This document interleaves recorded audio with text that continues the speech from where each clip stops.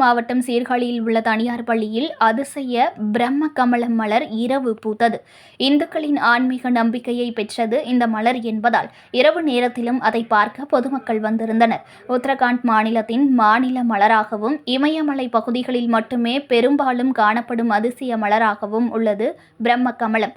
பிரம்மனின் நாடிக்கொடி என வர்ணிக்கப்படும் இந்த மலர்கள் இளவேனில் காலத்தில் மாலை 7 மணிக்கு மேல் இரவு நேரத்தில் ஆண்டிற்கு ஒரு முறை மட்டுமே பூக்கும்.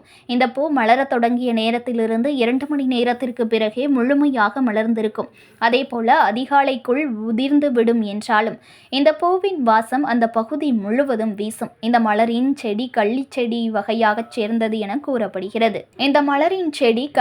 வகையைச் சேர்ந்தது என கூறப்படுகிறது. உலக வெப்பநிலை மாறுபாட்டால் அழிந்து வரும் இந்த தாவரத்தை காப்பாற்ற உத்தரகாண்ட் மாநில அரசு பல முயற்சிகளை எடுத்து வருகிறது. இந்த மலர் மலரும் போது அருகிலிருந்து நாம் நினைத்து வேண்டியது வரமாக கிடைக்கும் என்பது இந்துக்களின் நம்பிக்கை.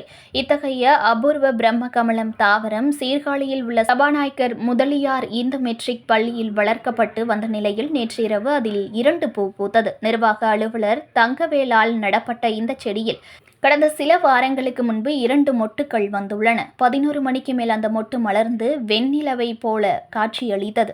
இதுகுறித்து தகவல் அறிந்த அப்பள்ளி மாணவர்கள், பெற்றோர்கள் நள்ளிரவில் வந்து பிரம்ம கமலம் மலரை பார்த்து வணங்கினர். பொதுமக்கள் சிலர் பிரம்ம கமலம் மலரை கைபேசியில் புகைப்படங்கள் எடுத்துக் கொண்டதுடன் சுயப்படமும் எடுத்து மகிழ்ந்தனர். இதனையடுத்து நள்ளிரவு 2 மணி அளவில் பிரம்ம கமலம் மலரின் இதழ்கள் சிறிதாக சுருங்கி பின்னர் உதிர்ந்தது.